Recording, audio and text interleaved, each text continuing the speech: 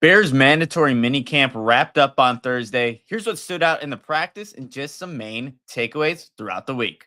Let's go. Bend over to your right. What the was that? What's up, Bears fans?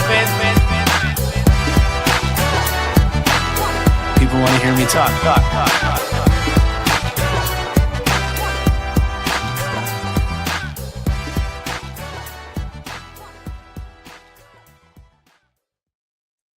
What's going on, Bears fans? Welcome to another episode of the Nicholas Moreano Show. I'm your host, Nicholas Moreano. Make sure to like, subscribe, leave a comment, and share this Bears YouTube channel with a fellow Bears fan.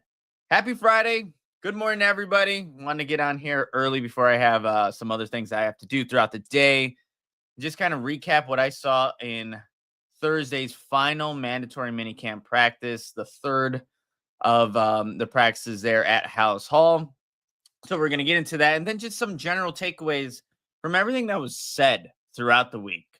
And I think where I really want to start this show too is in the practice, because I think, you know, Herb Howard and I, we highlighted some takeaways too throughout the in our video that we did on the Bigs YouTube channel. So go check that out too. It's the Bigs. Give them a like, subscribe, leave a comment on our latest video. That's going to help Herb and I out. But, you know, we touched on some things. I just have some more that I want to get into from, you know, the notes that I took throughout practice. And actually, really quickly, I always forget to do this at the top of the show, but audio listeners, I'm not forgetting about you. I'm on Apple Podcasts, Spotify, Amazon Music. So where you're getting your podcasts, Nicholas Moreano Show is there as well. So not forgetting about you guys. I need a little bit more comments, some likes on there too. Help grow that channel and that medium. So appreciate you guys. But I do want to start off with the practice here. And, you know, I'm just going to go from where my notes start. And then I'm kind of backtrack with all the fun. Let's throw the ball to Caleb Williams. And you know what? In the video that the Bears posted on their Instagram channel, maybe I'm going to check this out really quickly as I'm kind of going here live talking to you guys. One, I'm in the video. I knew I was going to be because of the angle where I was at, where Caleb caught the pass. But I want to see who threw. Oh, that's who I had in my notes. Number 12, Devin Duvernay. It was a dime from Devin. So good throw from Devin Duvernay. But there was some fun being had, and Darnell Wright had a hell of a one-handed catch. Like, I know it's kind of a little fade route and not running fast or anything. The guys are just kind of messing around, but one-handed. Like, Odell looking, it was a great catch from Darnell, and it got some really good reactions from Ryan Poles and Ben Johnson. But I do want to start off with the actual practice, some of the move the ball period, situational types of things that I was seeing from the offense. And here is where, like, I have my notes just to the right. You guys won't be able to see them, but trust me, I got you with what was going on here. Let's start off with this. There's been back and forth who's been playing left tackle in OTAs, mandatory minicamp. And again, I was only able to make one of the mandatory minicamps. That was Thursday. So what I saw in Thursday's practice was Karan Amagaji with the starting first team unit. The Bears, there was two move the ball periods for Caleb Williams in the offense. So it wasn't too many opportunities, but Amagaji was your left tackle in that practice. Ozzie Trapillo was the guy that you saw with Case Keenum in the second team unit. And they did some really nice things. I'm going to highlight that here in a second, but Amagaji left tackle. What I have in my first notes here is that Caleb Williams hits Olamide Zaccheaus, middle of the field. And I think that's been, you know, I made a note. What was it? The last OTA practice I was at, where Tremaine Edmonds was tipping some passes from Caleb Williams, but they were attacking the middle of the field. Boom, right off in the beginning, middle of the field for Olamide Zaccheaus. And I think, like, I know I've said this a lot of times on this show, but that's going to be a huge part of this offense, being able to throw the ball in the middle of the field on time, in rhythm, to create big plays. Zaccheaus, middle of the field there. You also had, you know, when Jaquan Brisker is healthy and out there, and he said it himself in his press conference, like, you don't have to worry about 9. 9's going to do his thing. he created an incomplete pass intended, or Cole Kmet was the intended target. Brisker was in coverage. Brisker was all over, kind of a short pass in the flat to the left side of the field. Brisker all over it. And of course, Brisker, you know, excited about the play as he should be, but was able to break up a pass for Caleb Williams intended for Cole Kmet. And this is a team period. We're moving the ball. And then I was just also noting in my notes here, we had 24 was your outside cornerback opposite of Tyreek Stevenson. And then you also had Josh Blackwell in the nickel. So 24 is going to be Nick McLeod was your outside corner, Josh Blackwell as your nickel corner. And I did see Kyler Gordon for a second. He didn't do any of the on-field stuff, but he was out there, and I made sure to take a picture really quickly. I know I tweeted that earlier this morning, but he was out there, and then I believe he went back inside. It was quick, but I did see 6. And I'm looking forward to seeing 6 actually practice. See what that actual defense looks like, because I know Jalen Johnson wasn't there in Wednesday's practice. You obviously have Josh Blackwell playing majority of the first team nickel snap. So you just want to see that full defense at some point. Right after I made note of who was playing on defense, I have false start for the offense. Believe there was 2 pre-snap penalties just from the first team offense. And I'll get to that second one in a second here, I assume. But false start for the offense. Run it back, and they had the officials out there to officiate practice. So it was like legit scenarios. They were moving the ball. If they would punt, special teams, everything. You scored a touchdown, you're doing a field goal afterwards. So simulating what game-like environment was at. Music's blaring, blasting. It was actually right behind the vantage point for where the media was watching practice. So music is blasting. The Bears are all the way on the opposite side of the field trying to drive towards us for what is a long touchdown. And really quick, I'm going to move down a little bit. Yeah. It was a situation for this move the ball period was 23-14. Offense is down, over 3 minutes left in the quarter. So after that false start happens, you guys, you have Caleb Williams. I have in my notes, Caleb Williams moves to the right, hits Rome Odunze dives to make the catch. That was also kind of a common theme too, where there were a couple of instances where Caleb is being flushed out to the right, just due to pressure. I mean, it's either pressure, not able to find the target is covered, and then he's rolling right. And obviously, if that's what he has to do on a play, that's what he has to do. You just don't want it to be a tendency where he does that when the pocket is clean or he isn't finding somebody. You want to hang in there at times. You want to hang in there at times when the protection is allowing you to. There was just a couple times in his practice, and I can't pinpoint exactly what it was for each time. It happens way too quickly. The guys are literally over 100, maybe like 80 yards away from us.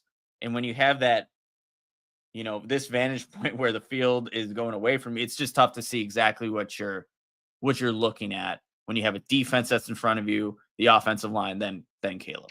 But moves to the right, hits Rome Odunze, makes a nice athletic grab to get down, make a diving catch, continue moving the ball. And then here's that second penalty, another penalty.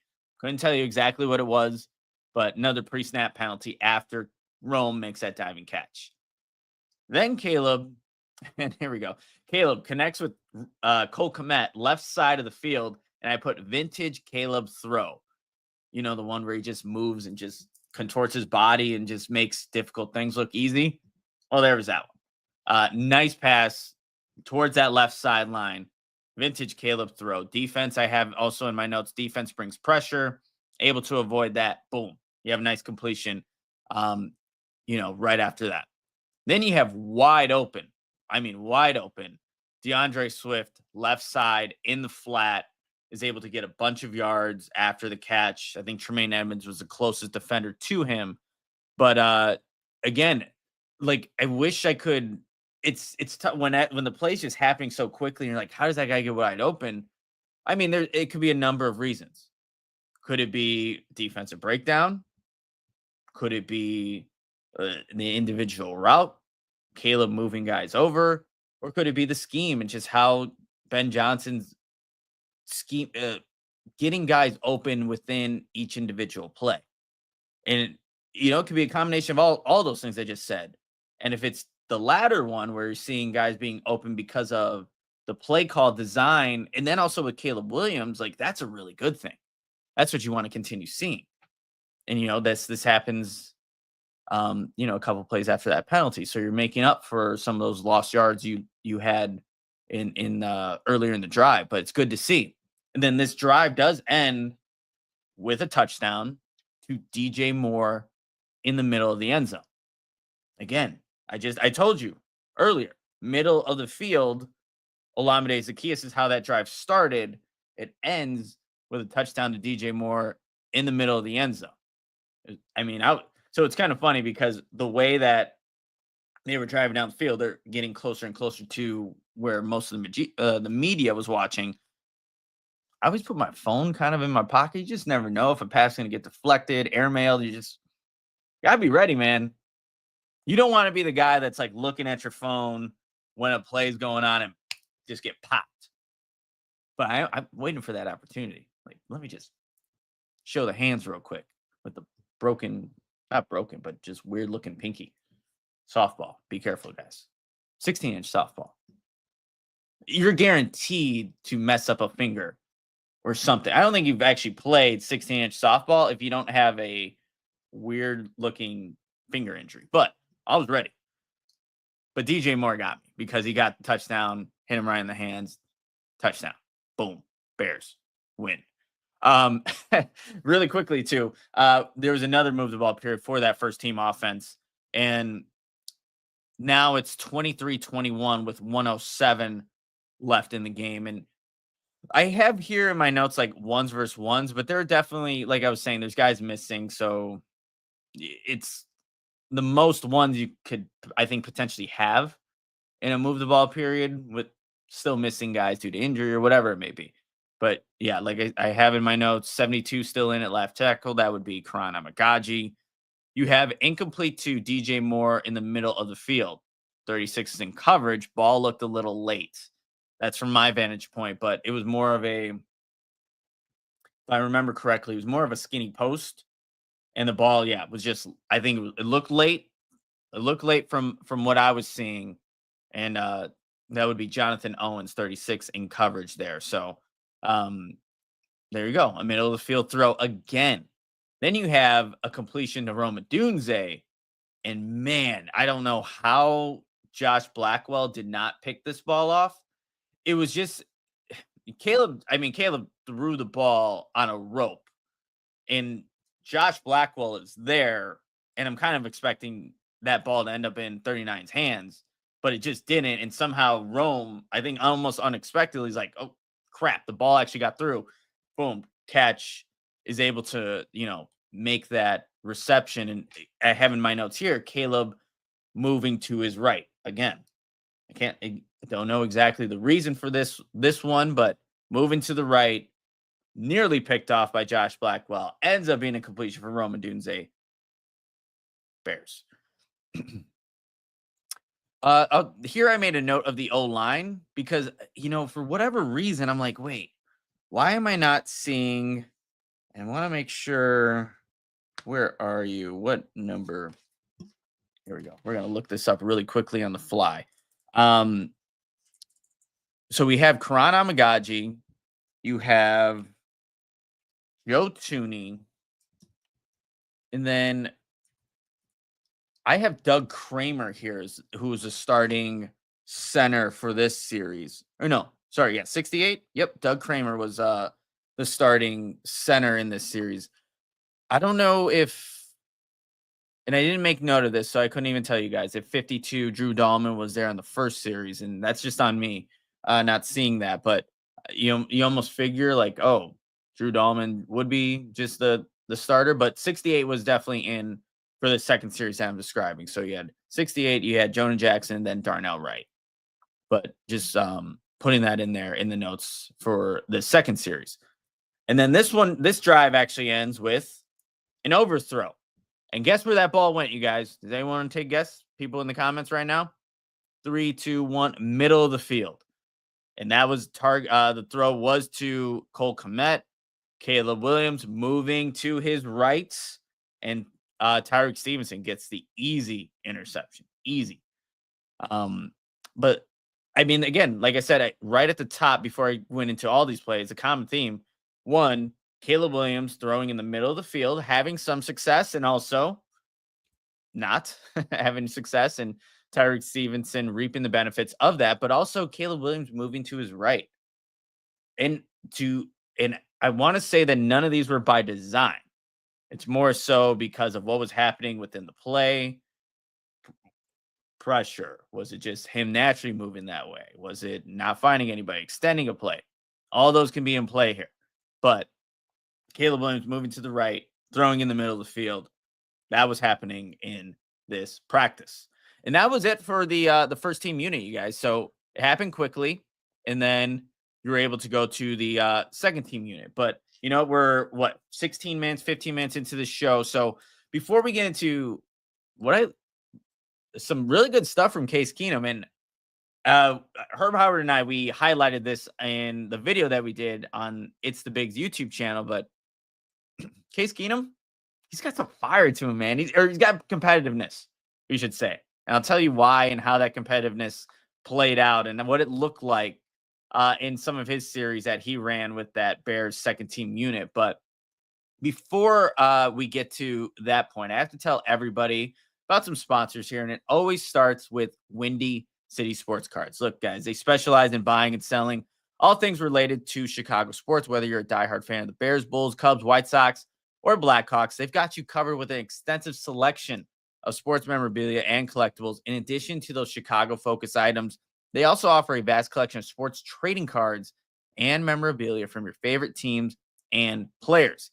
Visit their online store to find exactly what you're looking for to complete your collection or to discover a new favorite. You can check them out at 312-WindyCitySportsCards.com. That's 312-WindyCitySportsCards.com. And everyone also has to check out, if you haven't already, Protein 2.0. And of course, you know, I have my my Protein 2.0 on deck here. Actually, haven't had a chance to, obviously I haven't had a chance to drink this one, but I will do that after I get my workout in. You get 20 grams of protein, 350 milligrams of electrolytes. It's good for replenishing, you know, after a workout, or shoot, even after a night out. Protein 2.0 tastes delicious, and it's going to be a lot different from many of the traditional type of protein shakes. A little thicker. Some you could taste that protein for sure. Protein 2.0, I would like having it now for close to months at this point. It's going to taste like a sports drink, right? Like a Gatorade, Power, those types of things. But the orange mango, I'll tell you, just tastes delicious. So go check out Protein 2.0. If you're watching the show, you can see they're available at Target and Amazon. And here's really quickly their simple goal that Protein 2.0 has. They make it easier to get the protein and hydration your body needs without all of the unnecessary junk. So check out Protein 2.0. You won't regret it. You'll thank me, actually. So you can just, on the next time I go live, be like, thanks, Nick, for referring me to Protein 2.0. Tastes delicious. And obviously you're going to get the nutrients you need. And it's just going to be a good drink, good alternative to some of the protein shakes that you're already having. But that is When You Say Sports Cards, Protein 2.0, and this is the Nicholas Moreano Show. If you haven't already, you give this show a like, leave a comment. I see the people in the chat. Well, let's bring you back into the show. Show the comments on stage. I think that's a cool little feature that is being added now for the StreamYard here. But like, subscribe, leave a comment. Would appreciate it. Let's get to Case Keenum now and the second team offense, because I think just from Case Keenum's gonna, I think, be such a great asset for this Bears team, you guys. And it is that veteran leadership and just knowing that he's been in so many different offenses. It's such a value for Caleb Williams, Tyson Bagent, and Austin Reed at this point, because of what he can do for young guys and also for some of the receivers too. We'll start off like I did the last one. Just go just down the line for my notes. Second team unit, Case Keenum's in. We have an incompletion to the right side of the field. It wasn't even close. Case Keenum, wherever he's thrown it to, or There wasn't even a receiver within the vicinity. So that happened there. Really quickly, I made a note of the O-line for this group. You have 75, you have Ozzie Trapillo there. You have 60, which would be Bill Murray's your left guard. 65 would be Luke Newman, Bears draft pick, as your center. 63, Chris Glazer at your right guard. And then 79, Theo Benedict at your right tackle. So that's who you had running with the second team unit O-line. I'm trying to get these comments to show. I see a little box on the screen, but nothing's popping up. Bad job, StreamYard. Next play we have here, Case Keenum to I can't give you this off the top of the 83 would be Samari Tori. He's been on the team for a little bit now, and Tori 83. Bad job by me now. In the middle of the field. Again, common theme continues to go there with the middle of the field throws. So boom, you have that going. And then we have an incompletion. Now, this is where this is a good rep. Ben Johnson said in his press conference there was a lot of teaching tape. I think this is a good one for Case Keenum and Tyler Scott. There's an incompletion to the right side of the field for Tyler Scott. And then this is actually this is when the series is over. I have in my notes, I went back to this play to put it all together. Case Keenum went to talk to Tyler Scott. This is after the drive is over. I think this one ends in a punt if I'm not. No, it ends in a touchdown. Sorry. But after this touchdown drive happens, Case Keenum goes back to Tyler Scott, and he's talking to him, man. He's talking to him about the play because Case was a little upset about the play being an incompletion. It looked like Tyler just didn't get to his landmark, to be completely honest. Kind of got stuck in the field, and then the ball was thrown, and Tyler Scott wasn't there. But Case Keenum went over to Tyler Scott after the series is over to talk things out with him. That's just a veteran quarterback just kind of knowing what to do in that situation. Yes, the drive ended in a touchdown. That's great. But that play on that series could have been a completion, but wasn't. Case Keenum went to go talk to his receiver about that, which I thought was a good thing. So after that incompletion of Scott, we have Case Keenum hits Devin Duvernay. Where, guys? A middle of the field for a completion. And here I just have 44. Noah Sewell's the mic. All right. And then you have Case Keenum throwing a wide open touchdown to somebody that Ben Johnson highlighted in the press conference as someone who stood out, Joel Wilson, the tight end. Nobody's near him. Right side of the field. Couldn't tell you what route he ran, but he was open. Gets an easy touchdown. And, that's what I highlighted, that DeAndre Swift was wide open, kind of left side of the field for Caleb Williams. You had 86, Joel Wilson being a guy. This is what he came into the league with the Bills, I believe, out of Central Michigan, if I'm remembering that correctly. Yep, Central Michigan. Had some stops with the Bills, Giants, Packers, and now Bears. Made some good plays. This wasn't his best play, and I'll get to that in a second because the second catch he made was that was amazing. But touchdown, Joel Wilson. So they end the drive with a score there. Then you have Case Keenum again. And then I have right here 86, which would be Joe Wilson. Hell of a catch. Jumped over a guy, kind of going backwards to get the ball, and just snatched it from the defender. Like, give me that. I'm going to take this ball. Fight, not even 50-50. That was, 90-10 because Joe Wilson was not going to let that ball get into the defender's hands. Went over, jumped over a guy, made a nice reception right side of the field. Case Keenum tries to connect with Tyler Scott again. Can't. Incompletion of Scott. It looked like, I can't tell you who the DB was on the play, but I think Scott tried to sell he got tugged a little bit from the DB, and so he got almost turned. And I know there's debate behind me, that should have maybe been a flag. So I think it was Herb Howard saying, I don't know about that one, but there was something there. No flag was thrown. Incompletion to Tyler Scott. However, Tyler Scott does come back in the very next play, and he gets a completion with Josh Blackwell in coverage. Nice catch, the left side of the field. And that would be the kind of the dagger play for Case Keenum in the offense to then clock the football, set up for the field goal, and win the game 23-21. And after Case Keenum clocks the, spikes the ball, he like spins the football and it's like, yeah, we just drove the ball on the defense. Look at us. That's how you end a drive right there.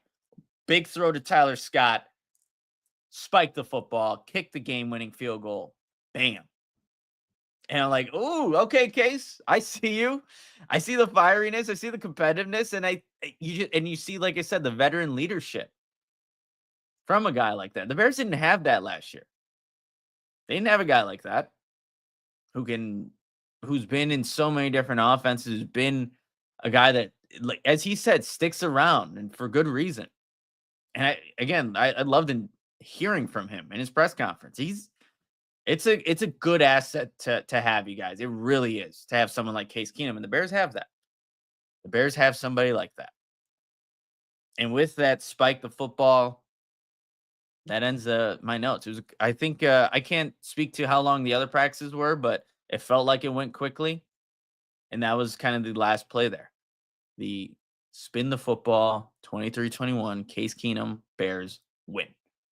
But that was practice, you guys. And from OTAs to practice, I think we're seeing, actually, I don't know. We saw 2 pre-snap penalties with the first team offense. They're still learning, though. That they are still clearly learning everything, trying to figure out their roles. Like we heard DJ Moore earlier in the week. Like he doesn't know what his role is and not setting these personal goals for himself because he's just still learning the offense. And then you're going to figure out what these roles are. Rome, like he spoke yesterday at Halas Hall, and he kind of threw out some numbers, wants to be a 1,000-yard receiver, double-digit touchdowns and things like that. But personally, kind of just working to physically bulk up a little. He's put on some more lean mass, and he said that's going to help with the hand fighting, the 50-50 balls, contested catches, things like that, the top of the routes. So, yeah, I mean, there are a lot of things that this offense still needs to work on. You also need to still see what your left tackle situation is going to be like, but it's still a work in progress. And I think how Ben Johnson relayed it to the media in his press conference on Thursday, it's like when they come back in 6 weeks or whatever it is for training camp, they shouldn't be going into training camp looking to get in shape. They need to be in shape by the time they get to training camp. And I know if you hear, you've definitely heard veterans, not just with the Bears, but around the league, like, you use training camp to get in shape. No, not with Ben Johnson. You better be in shape by the time you get there. So I think that puts a little bit of it puts expectations on the players, and we'll see who upholds to those expectations come training camp time. You know what? Let me, I haven't really been addressing the comments, but I do want to get to some of these. If you have any questions, put them in the comments here. I think this will be a good way to kind of end the show as we're, kind of wrapping up here. But we have Dwayne here. Is it a concern that the first pick QB needs a coach on the field like Case in his second year? No, I mean, I don't think that's a concern, but I mean, it's just a good asset to have. Right? Like you're bringing in a veteran, that's just a benefit for everybody. It's not just Caleb, it's Tyson Bagent. Whatever JT Barrett can't get to and question-wise, like Case Keenum should have answers for it. So I don't see it as a concern. I definitely just see it as a nice addition to a team where you do have a young quarterback. You don't learn how to play quarterback at the NFL level just in one season. And Jaden Daniels had a great year last year. He's obviously still gonna have more to learn. That's why I don't know if people were listening to the press conference. I asked Tyson Bagent. I should have asked Ben Johnson this too, and I will if I'm there on Tuesday. There's another availability next week. I just remembered reading an article about Jaden Daniels having like virtual reality training. Something that he had at LSU, continued to do with the Commanders. Jalen Milroe actually doing the same thing in Seattle, where they have basically virtual reality. They're able to put thousands of plays into it, speed up the play so the defenders are actually moving faster, so that now the quarterback has to process quicker. Like, oh, if this is happening, where do I go with the ball? All these things, read defenses, disguise coverages. And I asked Tyson, like, do you know if Ben Johnson is going to implement virtual reality? And he was like, wait, no, I mean, I've done that with my cousins or whatever once, but he doesn't know at this point. And it doesn't sound like it's in the building now. And I just wonder if that's going to be the case. So if I get an opportunity on next Tuesday to ask Ben Johnson that, I do want to see what his thoughts are just on virtual reality, just a different type of training for the mind to process things. But yeah, it takes a lot to prepare a quarterback. So I think having a guy like Case Keenum is just another plus in the room. Um, let's see what else we got here. Eric Bochin, who was with the ones at left tackle yesterday? Great question. Couldn't tell you. Wasn't there at practice, but I'm sure it's somewhere. I probably should have gone back just to make note of it, but I know on Thursday, Karan Amagaji.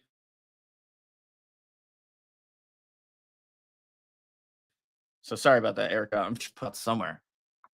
And we have Muck Ty General. Are we still looking to bring in a veteran running back, or are we set with what we have? I think at this point, the Bears are set with what they have, but that's not to say that later on they won't bring in somebody. I think this coaching staff need to see what they do have in the running back room. Like Kyle Monangai was somebody that Ben Johnson highlighted in terms of someone that stood out, has made some good progress. DeAndre Swift, I think you're seeing some explosive plays out of him, just like the one I highlighted in the passing game in the 11-on-11 period. So, but at this point, like, I don't expect the Bears to just add somebody right now.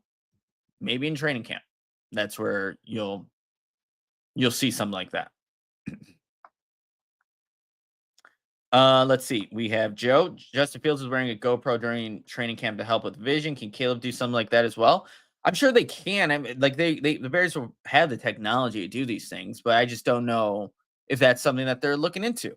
And maybe it is. Maybe they already have that, but that's something in addition maybe to ask, like Ben Johnson, like, what is it technology wise you're doing to help out Caleb with his reads and how he's looking at things? And again, the virtual reality, I do want to really know what the thought process is for something like that, because I don't know. I was looking into doing something like that myself, like get one of those Oculus. I used to have one for that you put your Samsung phone in, but I think it'd be cool. Just load up some plays, look at everything, and go to work. Oh man! All right, Dwayne, is Case a plus or a crutch? Is my concern. But thanks for taking my question. I think he's just going to be a plus, though, Dwayne. Appreciate you asking the question. Appreciate everyone who's hanging out. Like, I need to do a better job of forecasting when these shows are going up, but just have a very random schedule sometimes. So it's like, oh, let's get a show in. Let's do it. Boom, boom, boom. We're here. We're good to go. Oh, Alex, try to never miss a Moreano show. Best way to start a Friday. Dude, amazing. Alex, you're awesome. And actually, I do have a shout out to give here, and I know I put it in my notes. Just got to find it. I was just in Kenosha yesterday. Just my fiance and I were just like, hey, you want to go do something? Sure, let's just randomly go to Kenosha. Kaylin met just at the bar with my fiance, and then Kaylin comes over and just says what's up, appreciates the show and everything I'm doing. So I always love when people do that, and sometimes this is gonna come across like terrible, but I'm not too surprised when it happens, but was surprised, like in Kenosha, Wisconsin, like, oh, somebody recognized me. I have my glasses on, not like incognito or anything, but it's just like, that's cool. Like, I appreciate people who do come up and just say hello, talk some Bears football really quickly. That's awesome. I met my guy John at I was at Whole Foods, kind of just writing an article real quick, and boom, John and I are having a discussion about the Bears and what's next. So it's always a cool and rewarding feeling. I'm blessed to have that, and continue to hopefully meet more of you guys in the future, whether it's at training camp for Halas Hall or wherever. You just never know. You guys are everywhere, and you feel the support, which has always been great. But guys, I don't want to drag on this show longer than I have to. Just wanted to get some main takeaways from practice. I think the big thing is that the Bears have set a standard for what to expect when they come back for training camp. Whether it's a physical standard that they need to meet, a mental standard that they have to have, knowing the plays and the playbook. Same thing, like the Bears offensive players are kind of maybe heads are turning with all the terminology and lining up, they align everything. Same thing's going on in defense. Every single defender we've listened to has talked about the different ways in which Dennis Allen's going to use certain defenders. Goes for the D-line, goes for the linebackers need to be interchangeable. It's going to be the same thing with the DBs as well. So everybody, I think, knows what to expect come late July when training camp is back, where they need to be so they can hit the ground running. And Ben Johnson can do what he wants to do with this team in his first year as the Chicago Bears head coach. I cannot freaking wait to see what this team looks like with the pads on. I can't wait to see what the competition level is going to be like. If you haven't been to Bears training camp in a while, and I know it's tough to get tickets and things like that, man, I just have a feeling like this is going to be the first year of Ben Johnson, that this is going to be an opportunity for you to, if you can make it, if it works out one of those days, do it. Just do it. Find a way to get out there, say what's up. And then you can see for yourself. Like, I know I've said it, Ben Johnson's fiery. And everybody I've talked to, like 2 people I just mentioned, like I said the same thing. Like, he is a fiery dude. It doesn't matter if there are fans in attendance, no fans in attendance. I think that's how he is. So you can see it for yourself if you get a chance to go to training camp. And that'll get released sometime soon, the official dates. But when it does, see if you can make it. I'll be out there and say what's up. But guys, I appreciate you for coming in, hanging out on this episode of the Nicholas Moreano Show. If you haven't already, please, give the show a like, leave a comment, and share this YouTube channel with a fellow Bears fan. I don't know how you start that conversation. It's like, hey, check out my guy Nick. He does good Bears content. Hopefully, if you're here watching, you think that, appreciate it. But yeah, I try to, I'm always going to take detailed notes.